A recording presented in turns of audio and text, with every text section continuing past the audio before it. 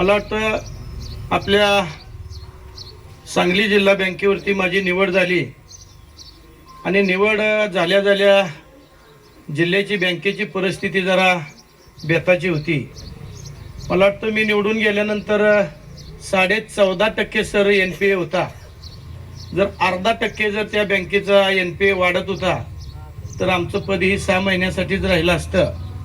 पण मला वाटतं सर्व संचालक मंडळ आम्ही निवडून गेलेल्याने अगदी काटेकोरपणे बँकेचं काम करायचं असं आम्ही सगळ्यांनी ठरवलं आणि मला वाटतं पहिल्याच वर्षी आपण 100 कोटीत नफ्यात गेलो, दुसऱ्या वर्षी 150, तिसऱ्या वर्षी 250 आणि आताच्या ह्याच्यामध्ये आपण जिल्हा मध्यवर्ती बँक 225 कोटीमध्ये नफ्यात जाणार आहे. मला वाटतं बँकेचा ग्रोथ वाढवण्याच्या दृष्टीनं आपण काम केलं. 14.5% NPA असणारा सर आज आपल्या जिल्हा मध्यवर्ती बँकेचा NPA 0 आहे. म्हणजे 0 NPA केला तरच शाखेला परमिशन मिळते आणि मला वाटतं आज आपण 0 NPA केल्यामुळं 10 शाखेला जिल्ह्यामध्ये नवीन परवानगी आले. त्या 10च्या 10 तालुक्यामध्ये एक शाखा द्यायचं ठरलं होतं. मला वाटतं आपल्या गावामधील जी शिष्टमंडळी आहेत, आपले बंडगर सर असतील, सरपंच दीपकराव असेल, संजू असतील, राजू असतील, दत्तात्रयराव असतील, आपले बारावकर, या सगळ्यांनी मला विनंती केली की आपल्या बँकेची शाखा आम्हाला आमच्या गावामध्ये मिळली पाहिजे आणि त्याच्या दृष्टीनं आपण ही आलेली जी शाखा आहे ती आमच्या गावामध्येच द्या. मला वाटतं आपण कुठेही न इकडं तिकडं बघता आपण बनपुरीला या शाखेची मंजुरी दिली आणि जेणेकरून आज आपल्या या शाखेचं उद्घाटन होते. उद्घाटन होत असताना एक जमादार साहेबाला मी सांगितलं होतं की उद्घाटन करायच्या आधी काही तिथं खाती उघडली पाहिजेत. तर मला वाटतं 125 खाती आपण इथल्यानी उघडलेले. तुमचं सगळ्यांचं अगदी मनापासून त्याबद्दल धन्यवाद मानतो. आणि ठेवी मी सांगितलं होतं की किमान 25 कोटीपर्यंत 25 लाख किंवा 50 लाखापर्यंत पहिल्या दिवशी जावावेत. अजून काय नाही, चालू आहे. ठेवी वाढल्या पाहिजेत. तर ठेवी आपण एक 50 लाखापर्यंत या शाखेमध्ये येत्या काही दिवसामध्ये आपण करावेत, जेणेकरून बँकेची विश्वासार्हता मला वाटतं आपण तिथं निवडून गेल्यानंतर निर्माण केलेले आहे. आपल्या तालुक्यामधनं मी ज्या वेळेला निवडून गेलो सर त्यावेळेला बँकेमध्ये 150 ते 250 कोटी फक्त ठेवी होत्या. पण ज्या वेळेला मार्केटमध्ये विश्वासार्हता निर्माण केली त्यावेळेला आज 450 कोटीच्या ठेवी आपल्या आटपाडी तालुक्यामधून आहेत. 16 शाखा आहेत, 17वी शाखा आज आपण या बनपुरी गावामध्ये उद्घाटन केलेले. निश्चितपणाने शाखा चालण्याच्या दृष्टीनं आणि शाखा वाढवण्याच्या दृष्टीनं ही गावाची जबाबदारी आहे. मला वाटतं मी ज्या वेळेला निवडून गेलो त्यावेळेला आपली जिल्हा मध्यवर्ती बँक ही रेग्युलर बँक होती. म्हणजे कॉर्पोरेट बँका ज्या वेळेला मार्केटमध्ये आल्या त्यांची व्यवसायाची पद्धत किंवा त्यांची बँक, त्या बँकेतल्या आतलं फर्निचर, बँकेत बसायची व्यवस्था, बँकेचं सगळं आतलं सराउंडिंग जर बघितलं तर मला वाटतं आपल्या बँकेकडे कोण बघत नव्हतं. कॉर्पोरेट बँकेकडे जास्त माणसं जात होती. मी पहिल्यांदा आलेल्या मला वाटतं आपल्या जेवढ्या शाखा आहेत तेवढ्या शाखा कॉर्पोरेट बँक पद्धतीनं करण्याच्या दृष्टीनं मला वाटतं आटपाडीची शाखा असेल, करगणीची असेल, दिगंचीची असेल, गर्निंगीची असेल, आवळाईची असेल, आता खरसुंडीची असेल, गोमेवाडीची असेल, म्हणजे जेवढ्या शाखा आपल्याला जागा जिथं चांगली आहे तिथं त्या पद्धतीनं कॉर्पोरेट बँक दिसण्याच्या दृष्टीनं मला वाटतं आपण त्या बँकेमध्ये सुधारणा केलेली आहे. कॉर्पोरेट बँक नुसती दिसून चालणार नाही, शेतकऱ्यांना शेतीपूरक कर्ज त्यांना मिळाली पाहिजेत. ही शेतकऱ्यांची बँक आहे आणि ही शेतकऱ्यासाठी ह्या बँकेचा उपयोग झाला पाहिजे. ज्या वेळेला मी सर निवडून गेलो होतो त्यावेळेला 140 ते 35 कोटीचं फक्त आपल्या तालुक्यामध्ये वाटप होतं. म्हणजे शेती कर्ज असेल, घर बांधणे असेल, ट्रॅक्टरचं असेल, वाहनांचं असेल किंवा पाईपलाईन असेल किंवा पीक पाणीवरलं दिलेले तुम्हाला कर्ज असेल, की जवळजवळ मला वाटतं फक्त अगदी 150 कोटीच वाटप होतं. पण आज मला 4 वर्ष आणि काही महिना 1-2 झालेला असेल वरती, आज आपल्या तालुक्यामध्ये 550 कोटी आपल्या इथं वाटप आहे. म्हणजे मी गेल्यानंतर जसा ठेवीचा ग्रोथ ठेवला आहे तसं शेतकऱ्यांना कर्ज वाटपाचा पण ग्रोथ ठेवलेला आहे.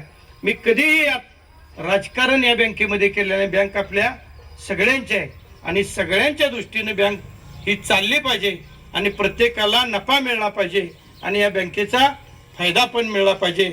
अशा दृष्टीनं मला वाटतं या बँकेमध्ये आपण गेल्यानंतर काम केलेलं आहे. या बँकेचा मी कधी राजकारणामध्ये उपयोग केला नाही, त्यामुळं आज आपल्या बँकेवरती विश्वास आता निर्माण झालेला आहे. बदल्याच्या बाबतीत मी जायच्या आधी काही जी माणसं विरोधात असायची ती खानापूर तालुक्याच्या वर असायची, पण मला वाटतं मी एकही बदली अगदी तालुक्याच्या बाहेर केली नाही. जिथं शाखा चालण्याच्या दृष्टीनं जिथं कोण अधिकारी पाहिजे त्या दृष्टीनं मला वाटतं या बँक लेवलला जी बँकेची जे ठराविक लोक बसतात आणि त्यांची ती ठरवून बदल्या करतात, मला वाटतं त्यामध्ये आपण हस्तक्षेप केला नाही. त्याच्यामुळं आपल्या या बँकेची भरभराटी झाल्या म्हटलं तर काय वावगं ठरणार नाही. ज्या काय विकास सोसायटी असतील, जे काही सचिव असतील, त्या सचिवांना पण आपण अगदी मनापासून मदत केलेली आहे की एकही बदली सचिवांच्या विरोधात केली नाही. सचिवांनी बसून की बाबा आम्ही हा चार्ट केला आहे आणि त्याच्या दृष्टीनं तुम्ही याच्यावरती बदलीला मान्यता द्यावी. मला वाटतं त्याच्यात पण आपण 5 वर्षात कधीही डिस्टर्ब केला नाही, जेणेकरून ही सहकार आहे आणि सहकार टिकलं पाहिजे, ह्याच्यात राजकारण आलं न पाहिजे, ह्याच्या दृष्टीनं आपण या तालुक्यामध्ये काम केलेलं आहे. मला वाटतं जेवढ्या शासनाच्या काही नवीन योजना येतील त्या योजनेमध्ये ठराविकच बँक लीड बँक म्हणून त्याच्यामध्ये असते. आपली बँक मला वाटतं मी जायच्या अगोदर मला वाटतं या शासनाच्या योजनेमध्ये काही योजनेमध्ये एखादा प्रोजेक्ट केला तर त्याला 30%, 40%, 50%, 60%, 70% सबसिडी असते आणि ती सबसिडीची प्रकरण जर करायची झाली तर कॉर्पोरेट बँका येणे मोठा कोणतरी एखादा ऑडिटचं रिपोर्टमध्ये चांगला पॉझिटिव्हमध्ये अशाच लोकांना मला वाटतं त्या कॉर्पोरेट बँका देत होत्या. पण कुठलीही योजना आणली तुम्ही शासनाची तर त्या शासनाच्या योजनेला आपल्या बँकेकडून कर्ज दिलं जाईल अशा पद्धतीचं आपण प्रत्येक योजनेमध्ये मला वाटतं या बँकेला भाग घ्यायला लावलेला आहे आणि त्या लीड बँकमध्ये आपली लीड बँक म्हणून त्या कर्जाला घेतलेल्या आहे. मला वाटतं सगळ्या जेवढ्या योजना आहेत तेवढ्या योजना राबवण्याच्या दृष्टीनं मला वाटतं आपण काम केलेलं आहे. एखाद्याला घर बांधायचं झालं तर तुम्ही कॉर्पोरेट बँकेकडे गेला तर त्याला येणे जागा असल्याशिवाय मला वाटतं ती घर बांधणीला कर्ज दिलं जात नाही. पण एकमेव आपली जिल्हा मध्यवर्ती बँक आहे की ती बँक शेतकऱ्याला शेतीमध्ये घर बांधायला जेणेकरून फक्त आपल्या ग्रामपंचायतचा बांधकाम परवाना आणि त्याच्या जागेची नोंद असली तर आपण घर बांधणीचं कर्ज देतो. फक्त परतफेड जी कुवत आहे ती त्याचं क्षेत्र आहे, त्या क्षेत्रामध्ये डाळिंब असावं, त्या क्षेत्रामध्ये ऊस असावा, त्या क्षेत्रामध्ये द्राक्षे असावी आणि त्याची परतफेड कुवत निघावी, मग आपण त्या शेतकऱ्यांना मला वाटतं कर्ज देत होतो.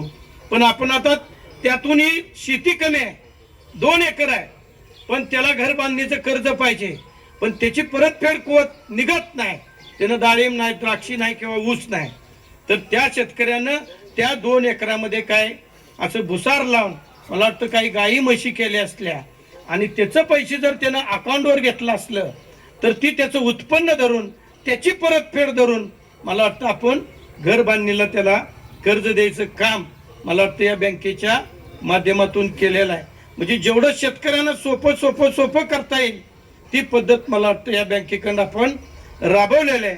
निश्चितपणानं ही बँक आपली आहे आणि ही सगळ्यांची आहे आणि आपली बँक म्हणून जी जमादार साहेबांनी मग सांगितलं की ज्या आपली काही खाती दुसरीकडे असेल, आपल्या काही ठेवी दुसरीकडे असतील तर निश्चितपणानं आपण त्या ठेवी आपल्या बँकेकडे आणावेत. आपली बँक टिकण्याच्या दृष्टीनं मला वाटतं तुम्ही सगळ्यांनी शेतकऱ्यांनी सगळ्यांनी वर्गातल्या लोकांनी मला वाटतं सहकार्य केलं पाहिजे.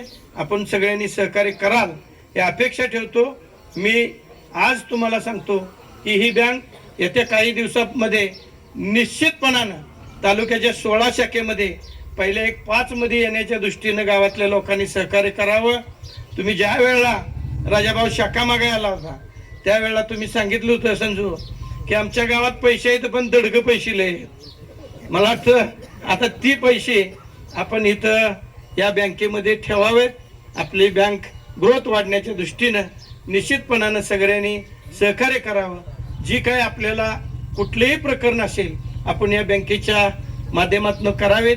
आणि या 2 गावांना माझी विनंती, तडोळे आणि मिटकी ह्या तुमच्या 2 सोसायट्या ह्या बनपुरी शाखेला जोडावेत, म्हणजे तुमचं दळणवळणही बनपुरी गावामध्ये येईल। आणि बनपुरी गाव ही मोठं होण्याच्या दृष्टीनं मला वाटतं तुमच्या एक 500-600 खातेदार असतील आणि तुमचे एक 400-500 खातेदार असतील, ती प्रत्येक टर्नओव्हरला जर बनपुरीमध्ये आले तर नुसता चहा प्याला तर चहावाल्याचं वाढेल, जाता जाता एखादा दाढीवर हात मारावा म्हणलं तर त्या नाभिक लोकांचा काहीतरी थोडा फायदा होईल किंवा बनपुरीमधल्या व्यवसायामध्ये त्याचा अगदी चांगला परिणाम होईल। नुसती बँक होऊन ही जर 2 गावं जुडली तर मला वाटतं या टर्नओव्हर किंवा इथल्या व्यवसायामध्ये मला वाटतं प्रगती झाल्याशिवाय राहणार नाही। कुठलेही गाव प्रगत होण्याच्या दृष्टीनं ती माणसं कुणीकडून पण त्या गावामध्ये आली पाहिजेत। आज सांगोला आणि आपली परिस्थिती दुष्काळच होती, पण सांगोल्याचा ग्रोथ का वाढला? सांगोल्याला रेल्वे लाईन होती, सांगोल्याला मोठे नॅशनल हायवे, सांगोल्यामधून मोठा नॅशनल हायवे गेलेला आहे, त्याच्यामुळे त्या सांगोल्याचा ग्रोथ आपल्या आटपाडीपेक्षा जास्त दुपटीनं वाढला। मला वाटतं आज आटपाडी आणि सांगोला पूर्वीच्या काळात 20 वर्षापूर्वी काढलं तर तुलनात्मक तेवढीच संख्या आणि तेवढेच लोकसंख्या असणारी आटपाडी शहर आणि सांगोला शहर होतं, पण 2 दळणवळणाची साधनं त्यांच्याकडे असल्यामुळं मला वाटतं सांगोल्याचा ग्रोथ आपल्या 1.5 पटीने पुढे गेला शहराचा आणि आपण मागे राहिलो। मला वाटतं तीच दळणवळण जर त्याच्या तुलनेत तुमच्या गावाला छोट्या जरी 2 गावाचं मिळलं तर मला वाटतं या बनपुरीचा ग्रोथ वाढणार आहे। आणि बनपुरीचा ग्रोथ वाढण्याच्या दृष्टीनं मला वाटतं आपण इथे एक बँकेची शाखा दिलेली आहे, ती शाखा टिकण्याच्या दृष्टीनं आपण सगळ्यांनी सहकार्य करावं। आपण कोणतंही प्रकरण आणलं तर निश्चितपणानं त्या प्रकरणाला कळवून येण्याचं काम आणि त्याला मंजुरी देण्याचं काम ही माझं राहील। मी निश्चितपणानं तुमच्या गावामध्ये कुठलंही न राजकारण करता ही बँक शाखा चालवण्याच्या दृष्टीनं आपण सगळ्यांनी सहकार्य करावं। मी तुम्हाला सकारात्मक भावनेनं काम करेन। तुम्ही सगळ्यांनी अगदी गटतट सोडून या बँकेच्या उद्घाटनाला आलात त्याबद्दल सगळ्यांचं मी बँकेच्या वतीनं अगदी मनापासून धन्यवाद म्हणतो आणि मी थांबतो। जय हिंद, जय महाराष्ट्र।